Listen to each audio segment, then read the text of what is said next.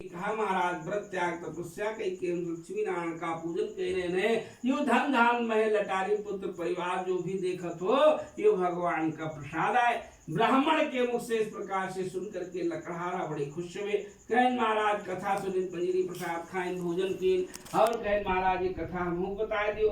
आज ब्राह्मण देवता ने सब मनोकामनाओं को पूर्ण करने वाला, धन धान सौभाग्य संतान को देने वाला, सर्वत के स्थानों पर विजय कराने वाली सत्यनारायण भगवान की कथा को बतला दिया। सारी विधि बता करके भगवान की कृपा से लकड़हारा कथा सुनिन पंजरी प्रसाद खाइन भोजन की सारी जानकारी के लकड़ी का लेके अपने घर आए। रात्रि भर निवास की प्रातः काल नवरात्र के अष्टमी रहा है और वह चंदन के लकड़ी ले जाके काशी के नगर में चौगुने धन देखे। जब लकड़ी को लेकर के गए तो कभी कभी भगवान भक्त के भाव में आ जाते। आज भगवान रूपी जो ब्राह्मण है ब्राह्मण का भेष बना आए और नवरात्र की अष्टमी का हवन करे के लिए वो चौगुने धन से वह लकड़ी खरीद ली।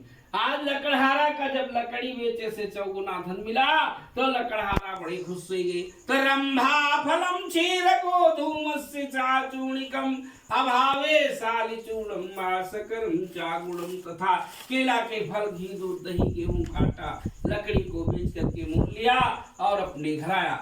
आकर के अपने बंधु बांधवों को बुलाया, इस मित्र परिवार को इकट्ठा किया, सबके बीच में बैठ करके विधि विधान के साथ श्री लक्ष्मी नारायण का पूजन किया।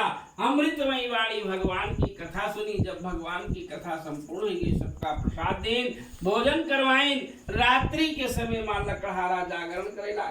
जब लकड़हारा जागरण करता है वही समय के बिखेवा अर्धरात्रि मां भगवान सिंहासन छोड़ करके चल दें। जब भगवान सिंहासन छोड़ के चले तो लक्ष्मी जी हाथ पकड़ ली कि नाथ हम लिए चलो। आगे आगे भगवान पीछे पीछे लक्ष्मी महारानी भक्त के यहाँ पहुंच गए। एक डलवा खोली जो पंजरी प्रसाद घर पर सोए गए जो प्रसाद रखा रहा भगवान एक मुट्ठी खाई तो एक लोग नत लोग दे दिन की लोग मारा तो सुभू करो। और दूसरी मुट्ठी खाया तो वैकुंठ को दे दिया। तीसरी मुट्ठी लक्ष्मी जी ने हाथ पकड़ लिया कि नारायण अगर दानव सब कह दिया तो कहाँ रहा जाए। आज भगवान को लक्ष्मी जी को प्रसाद दे दिया। लक्ष्मी जी ने जैसे इस प्रसाद को ग्रहण किया तैसे प्रसन्न हो गई, नृत्य करने लगी। जैसे उनके हाथ पैर हिले तैसे खर खर खर खर धन पुत्र राजलक्ष्मी से भरी गवा। और माता जी भगवान प्रसाद खा करके भक्त के यहाँ से अंतर ध्यान हुई। जब प्रातः काल लकड़हारा की आंखें खुली तो लकड़हारा धन पुत्र से युक्त मिले तो जीवन सकल जन्म फल पाए अवंत अमर वैकुंठ सिधाए। अंत में नारायण प्रलोभ वैकुंठ धाम को चले जाते हुए नीलांब श्यामल कोमलांगम सीताशमारूपितवाम भागम पाणो महासायक चारि चापम नमामि रामं रघुवंशनाथम। इत श्री स्कंद पुराणे रेवाखंडे संवादन द्वितीयो अध्यायः संपूर्णम्। बोलो विष्णु भगवान की जय, बोलो गुरुदेव भगवान की जय।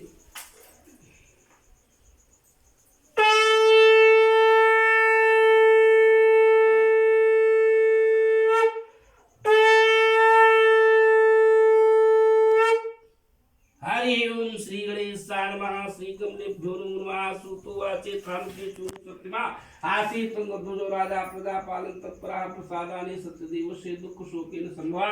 भगवान सूर्य जी कहा थे कि प्राचीन समय के विखे में एक तुंगध्वज नाम का राजा रहा है और बड़े आनंद पूर्वक के साथ राजा उनका मुख राजा बड़े धर्मात्मा रहा। राजा की पत्नी कमल के समान मुखवान वाली सती साध्वी स्त्री रहे। राजा रानी दो जने गांठ जोड़ करके पत्नी सत्यनारायण भगवान के कथा सुनत रहे। जब राजा रानी भगवान के कथा सुनत रहे तो धीरे धीरे कुछ दिन बीतेगा। भगवान के सब कुछ दे रहे लेकिन संतान नहीं रहे।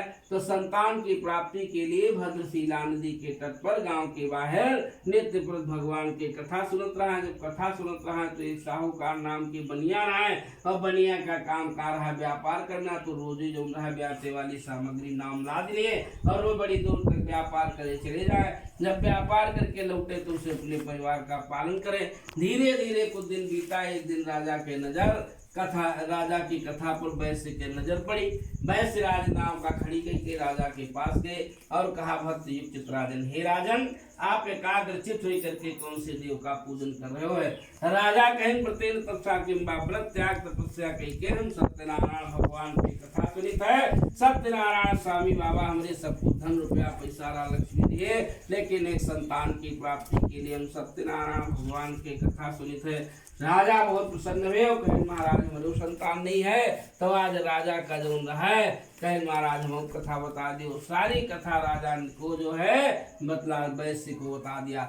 आज इस प्रकार से जब राजा की कथा को सुन करके वैश्य बड़ा प्रसन्न हुआ और भगवान की ऐसी कृपा हुई। जब साहूकार दुनिया कथा सुन के पुनीरी प्रसाद खा के गुलाम प्रसाद लेके घर का आए, अपनी स्त्री से संतान देने वाले व्रत का समाचार सुनाया और कहा कि जब मेरे कोई संतान होगी तब लक्ष्मी नारायण का पूजन करूंगा। इस प्रकार से अपनी स्त्री का समझा बुझा करके सांत्वना दे दी। जितनी देर भगवान की कथा हुआ उतनी देर बैठ करके सुनिन भगवान का जो अनादर करके उठ के चले गए।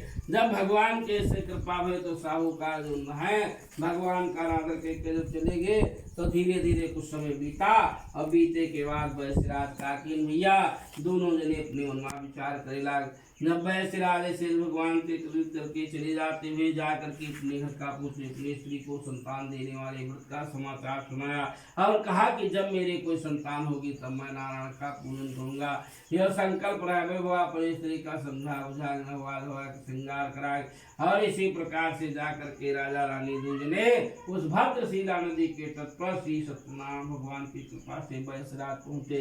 राजा को प्रणाम किया, राजा से पूछा कौन से कथा सुनो। तो राजा ने सत्यनारायण भगवान की कथा को बताया।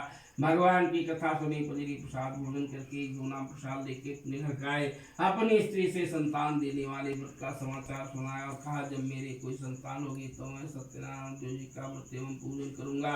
राजा के ऐसे वचन को सुनकर के लीलावती शांत हो गई। लीलावती ना व्यापार करे के लिए चली गई। जब व्यापार करके लौट करके आए तो हम देवता इस प्रकार से राजा और दो जने जा करके वैश्यराज के यहाँ प्रसादीन आनंद पति के आनंद से भगवान के प्रसाद से आज उनकी स्त्री गर्भवती हुई। 10वें महीने में सुंदर कन्या को जन्म दिया। कन्या से आनी रहा है हो लाग बरहा छठी मूर्न छादन इत्यादि सभी संस्कार हुई। आज वह कन्या कलावती दूर से पूर्णवासी पे जैसे चंद्रमा बढ़ते वही तरह से कला कला करके बढ़ता है, तो इसलिए उसका नाम कलावती रखा गया। लीलावती तो ब्रहा स्वामिनम मधुरम वचनम। तब लीलावती के स्वामी सत्यनारायण भगवान की कथा संकल्प हो रहा है।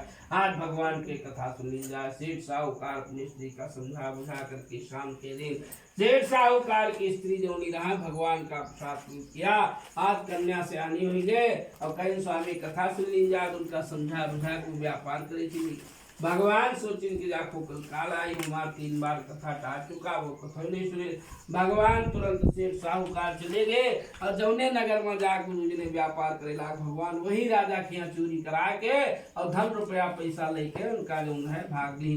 जब चोर लोग धन लेके कहाँ पहुंचे जहाँ सुरदामा स्वागत है, चोर लोग वहां पहुंच करके उनकी नाव